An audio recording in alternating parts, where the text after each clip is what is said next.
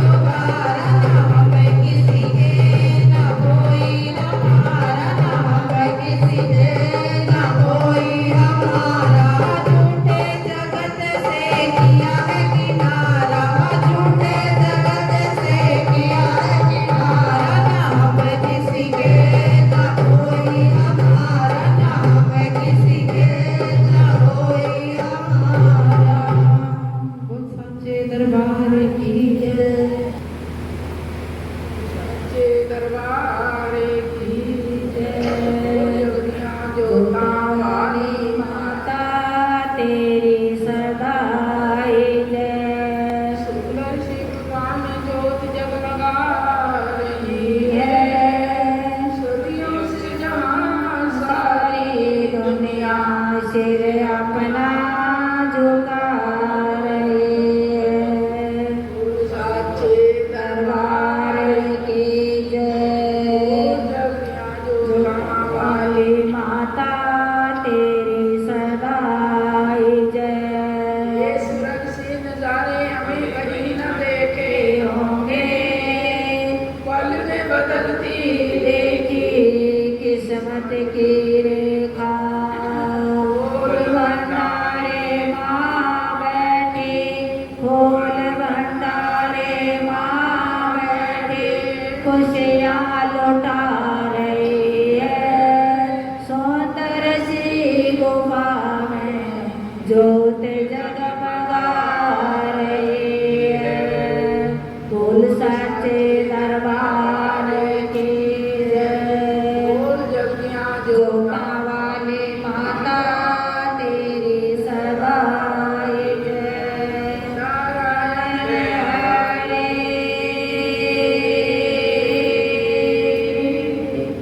जय माता की जय।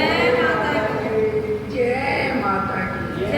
ये हम क्या कहते हैं, क्या हमने जो भी किया है बुरा अच्छा कर्म पाप किया है ना, तो गुरु जी बचा देंगे, कोई दिक्कत नहीं। पाप कमाई करी तो गुरु जी कहते हैं 10वां हिस्सा चढ़ाते रहो, कहते हैं ना। गुरु जी कहते हैं कि 10वां हिस्सा चढ़ाते रहो, लेकिन ऐसा ना हो कि तुम भी डूबो और गुरु जी को साथ में डुबो दो। क्या? जय माता की।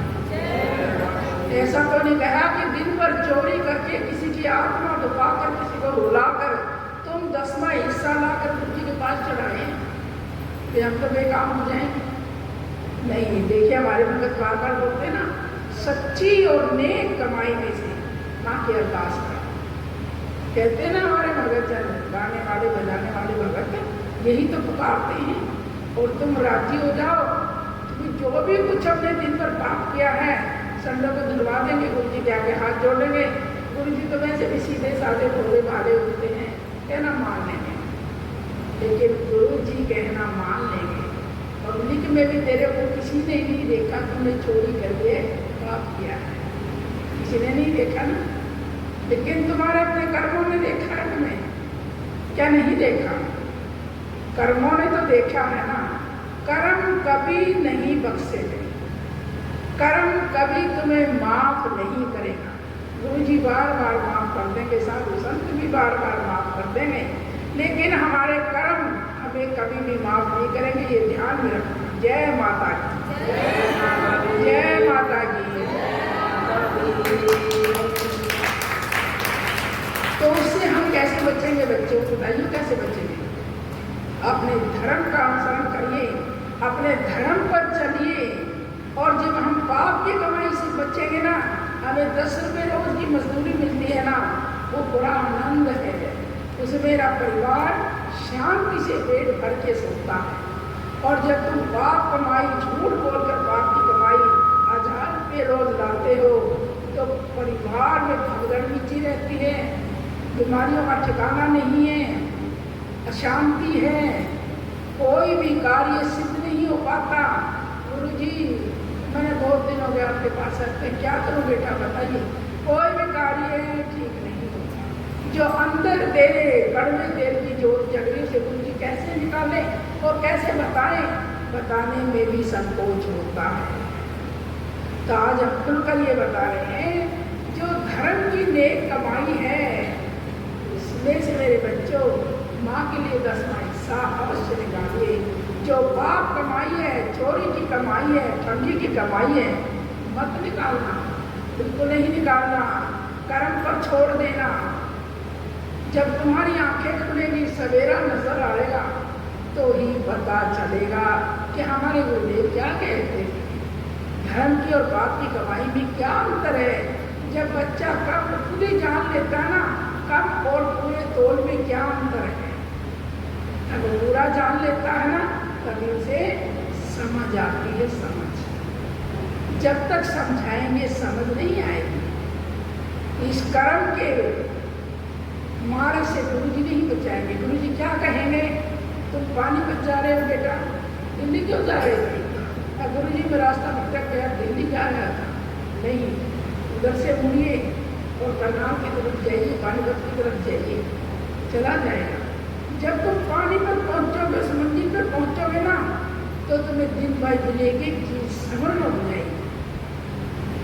पता चल जाएगा कि मार्ग दर्शानी में गुरु जी के कितना महत्व है, कितना ज्ञान है, कितना कुछ सिखाते हैं छोटे से समय में। उसको हम कहाँ होते हैं? स्वार्थ में, लालच में। गुरु जी ने कुछ दिया ही नहीं, बहुत दिनों ब्याह जाते। क्यों? आज भक्तों की भीड़ कम हो रही है, इसलिए भाग रहे हैं, जगह जगह भाग रहे हैं। ज्ञान की जरूरत नहीं है, भिक्षा की जरूरत है। जो भी पूछो मेरे लिए, मैं मांगू जो मिल जाए।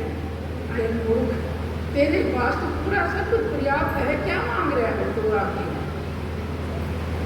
एक भगत ने कहा, क्या कहने लगा कि गुरु जी मैं चाहता हूँ मेरा मोक्ष हो जाए। वो से मुझे पूछते आकर के कि मैं चाहते मेरा मोक्ष हो जाए। उसके मोक्ष के नजदीक तो हम भी नहीं पहुँच पाए, जो दिन रात कल्याण में सेवा में लगे रहते हैं। मोक्ष किसको कहते हैं? क्या है मोक्ष?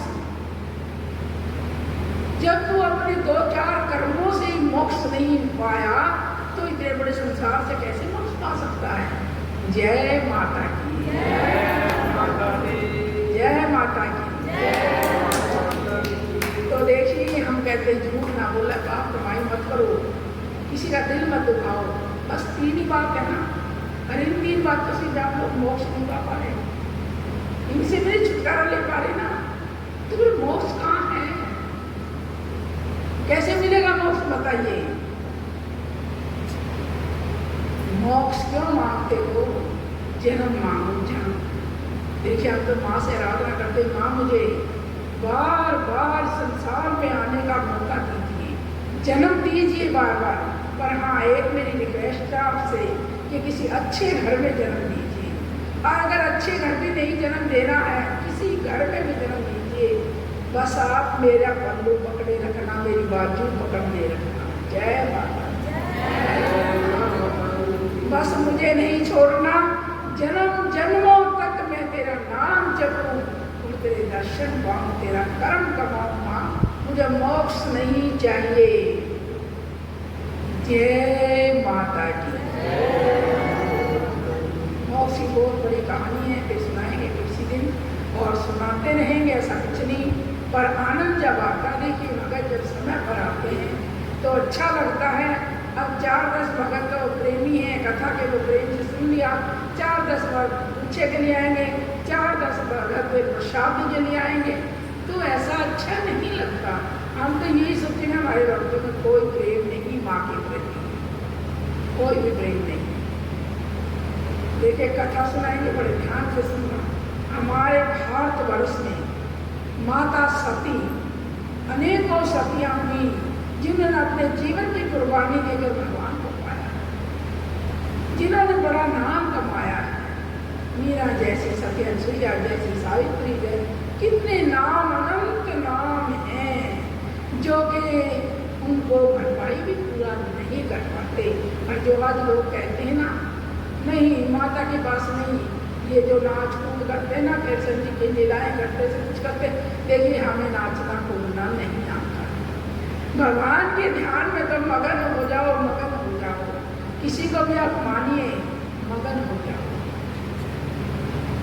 आप शोरूम पे भीड़ लगाओगे तो ठीक नहीं।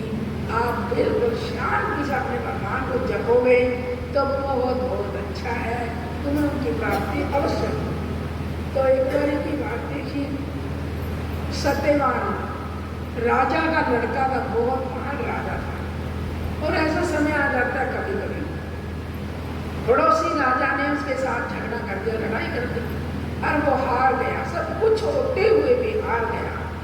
राजपाट सब दोष दिया, सत्यवान का माता पिता के 3 प्राणी थे और तीनों को रात से बाहर कर दिया।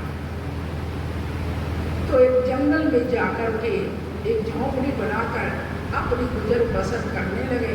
सत्यवान रोज लकड़ियां काट कर लाता था और माता पिता की सेवा करता था। देखिए ये जो है ना, ये सच्ची भक्ति है, ये सच्ची सेवा है, जिसमें कहीं पर कोई दिखावा नहीं है। तो रोज आना सत्यवान लकड़ियां काटता था जंगल में से और बेचता था और अपने माता पिता की सेवा करता था। और उस समय बुढ़ापा भी नजदीक लगने लगा, कुछ टेंशन चिंता, क्योंकि राजपाट पुष्कर जो आदमी जंगल की धूल चाटता हो, राजा से रंक बन जाए सहन नहीं होता है, और रंक से राजा बन जाए आसानी से सहन हो जाता है, पता ही नहीं चलता। जय माता की। तो देखिए भगत जन ऐसी दिनचर्या चलती रही। उधर से यो सावित्री के पिता थे, इनका नाम अशोकमती नाम था इनका। ये माननीय राजा थे। अशोकमती नाम के कोई भी संतान नहीं थे, बड़ा दुखी था और समय उम्र ढलने लगी और बड़ा चिंतित है। तो क्या करे, दिन ऐसे अनमने से बैठा और किसी जंगल में चला गया कि थोड़ा मन बहला लूंगा मंत्रियों के साथ। उधर से कोई महात्मा चले आ रहे थे, तो कहने लोगों बच्चा आप यहाँ कैसे बैठे हो, कोई दुख का आपको अंदर भाव चल रहा है इस समय। कहने लगे हे ईश्वर, आप सब जानते ही हो, तो फिर हमसे क्या पूछ रहे। मैं इस नगरी का राजा हूँ, मेरे पास कोई कभी नहीं, बड़ा धर्मात्मा राजा था, आने जाने वाले अतिथियों की सेवा करता था, धन अर्जित करता था, सब लोगों धन बांटता था लोगों में, और अपने सब नगरी को अपने परिवार की भांति सुख देता था, ध्यान रखता था। घर घर में छुप के रात को जाता, जगह जगह सबकी आवाज सुनता भी, कोई दुखी तो नहीं है। और फिर भी उसकी विषय में सारी नगरी दुखी थी कि हमारे राजा इतने धर्मात्मा हैं, हमारा इतना ख्याल रखते हैं, और उनके पास में कोई संतान नहीं, हम क्या करना चाहिए, क्या करना।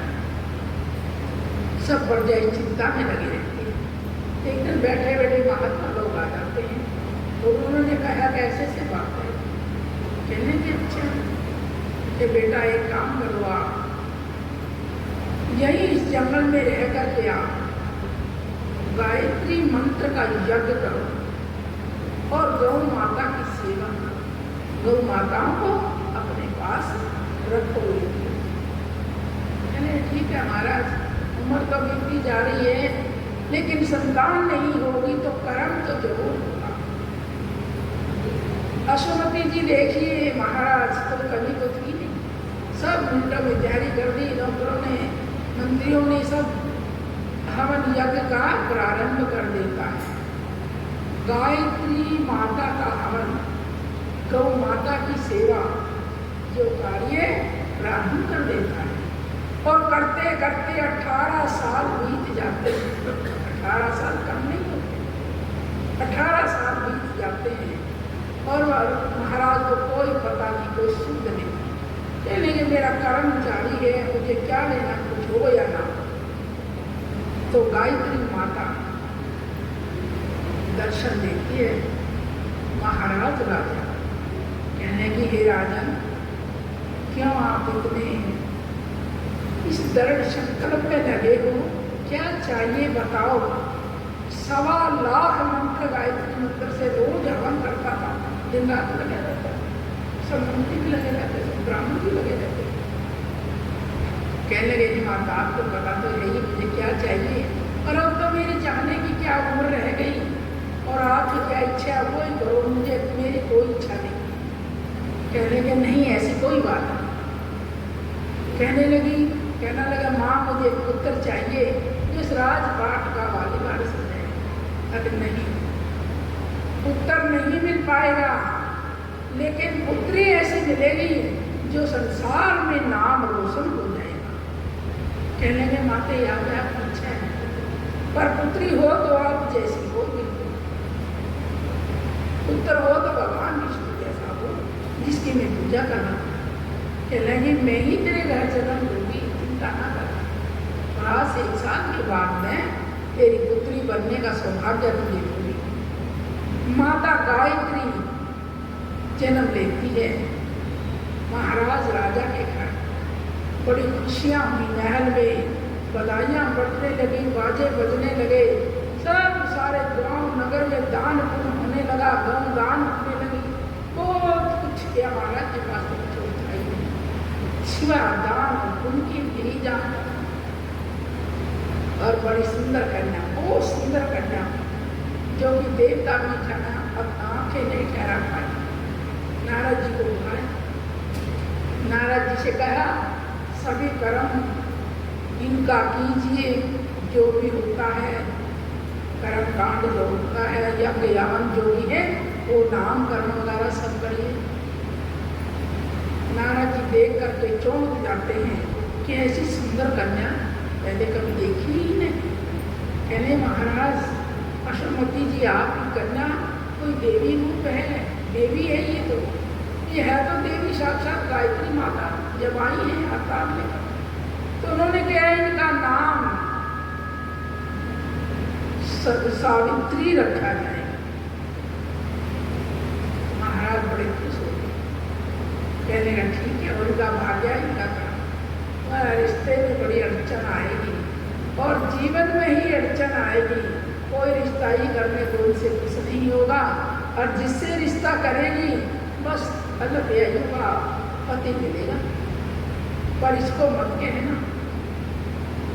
सब बातें नारद जी ने बताई और नारद जी मुँह लटका के चले गए, क्योंकि उनको बड़ा दुख हुआ इस बात का।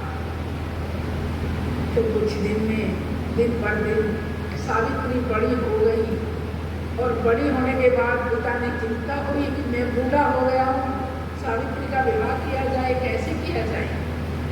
जब सावित्री के लिए वर खोजा तो कोई भी हाँ नहीं भरता, डरते पीछे हट जाते हैं।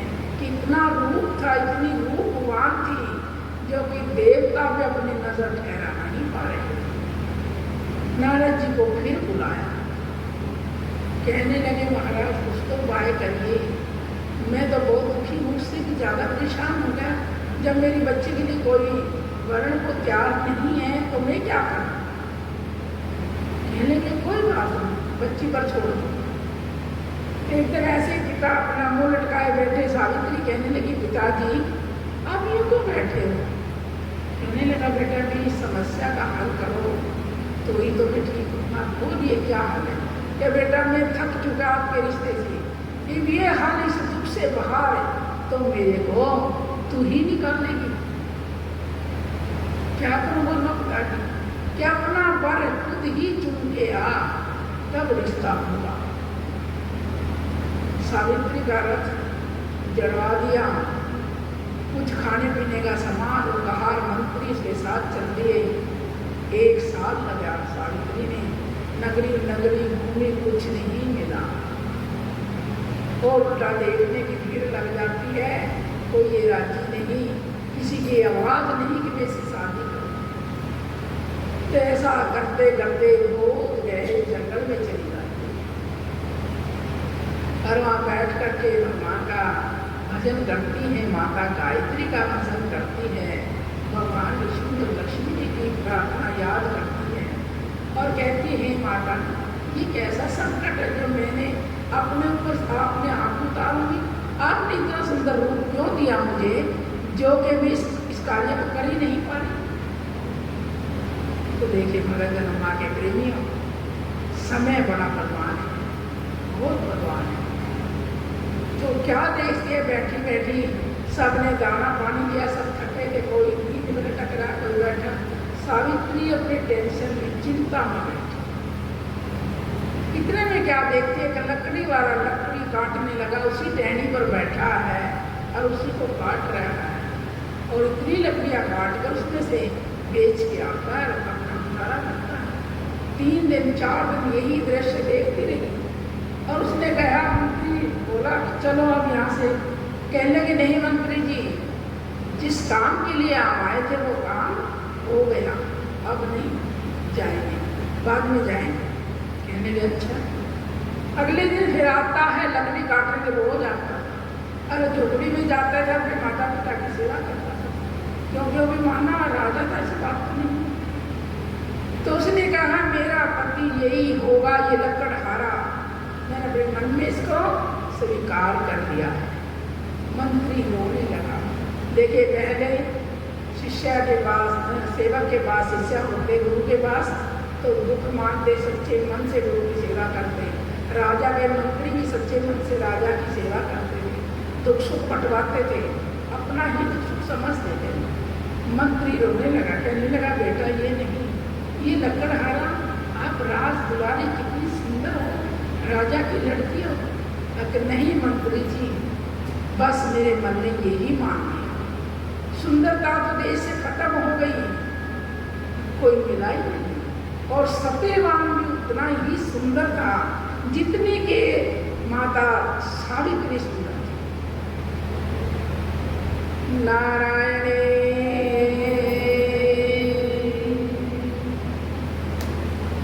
कहने लगा ये क्या हो गया महाराज, तो हमें जीने नहीं देंगे, ये क्या हो गया सावित्री, ये क्या कर बैठी आप, ये पति आपके योग्य नहीं, ये वर आपके योग्य नहीं।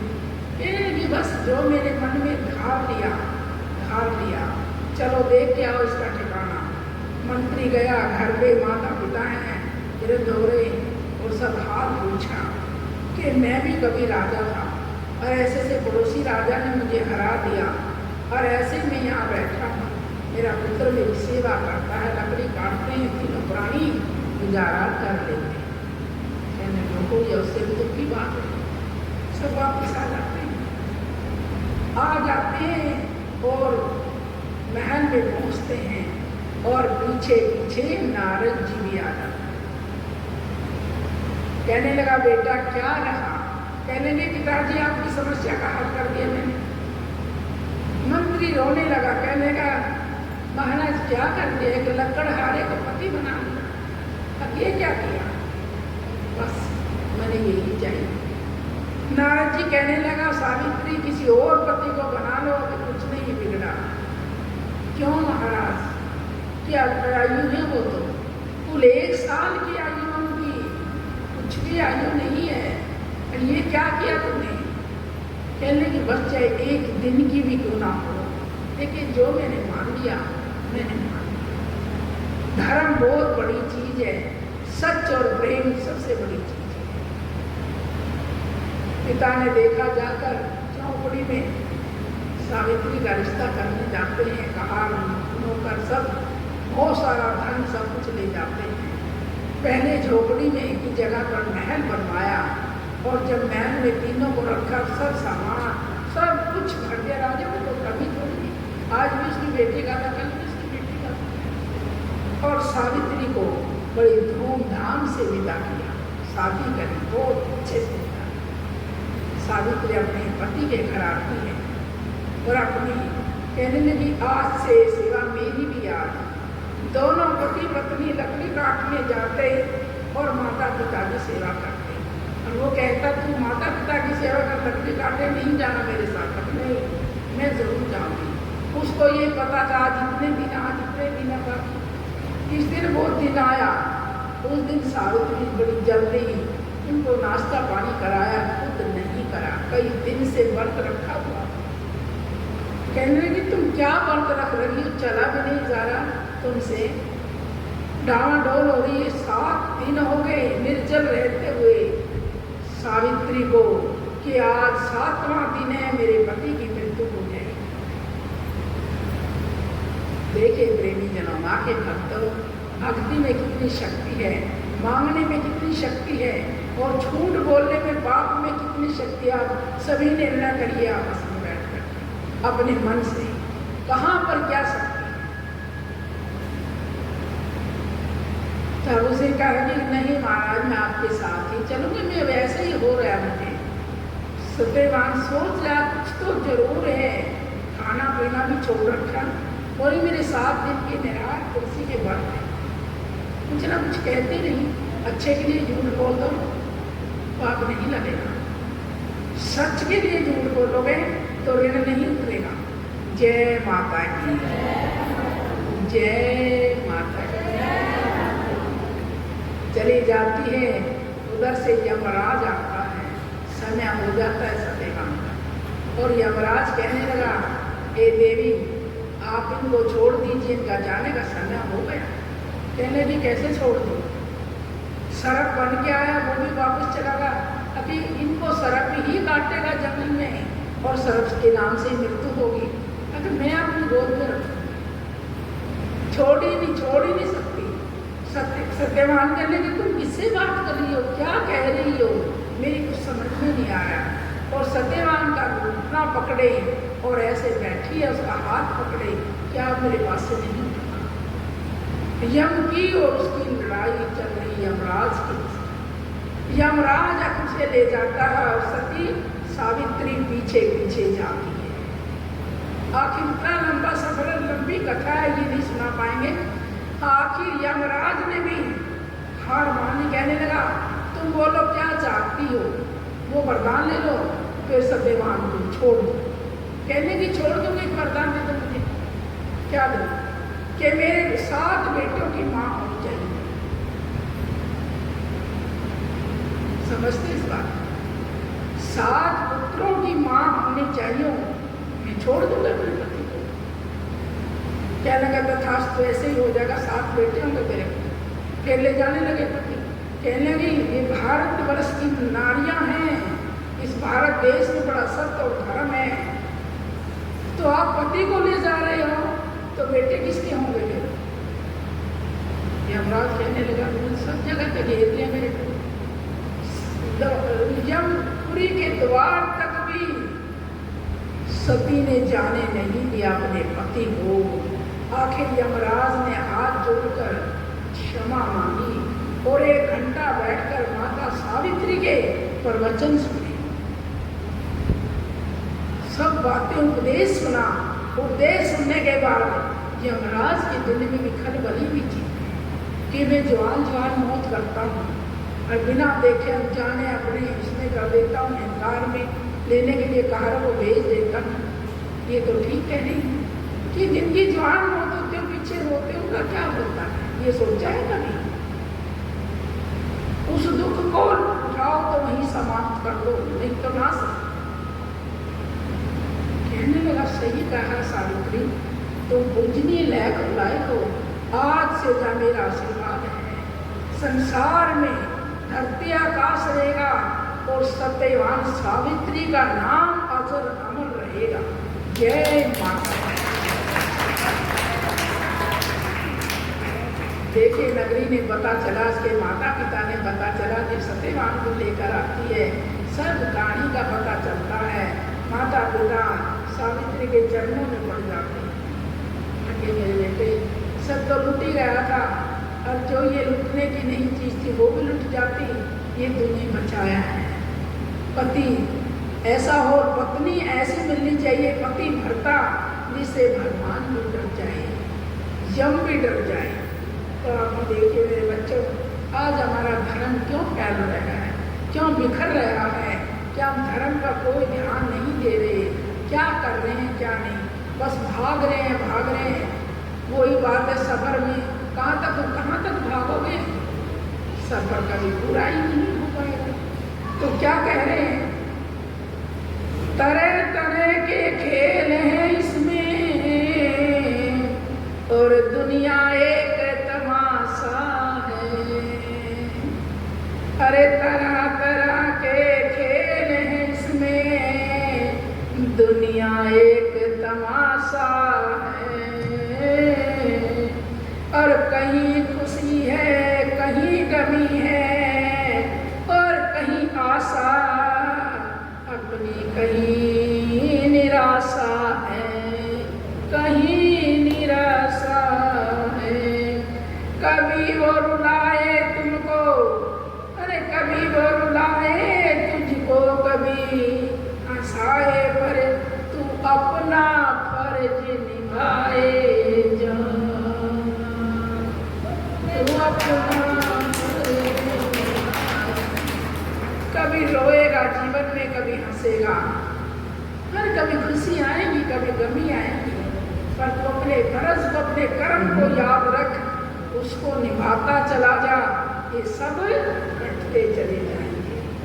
जैसे माता सावित्री ने इतने बड़े महान दुख को काट दिया अपने सत्य पर, तो क्या तुम नहीं ऐसा कर सकते? देखिए मेरे बच्चे, धर्म पर चलना सीखो, सत्य बोलना सीखो और सत्य पे ही मरना सीखो। तो इसीलिए थोड़ा सा समय अपने जीवन की पूंजी के लिए भी निकालो। जीवन की पूंजी जरूरी है बचानी, नहीं तो कहीं के नहीं रहोगे, इकट्ठा ही मौत हो जाएगा, कुछ मिलेगा ही नहीं। जय माता की, जय माता की।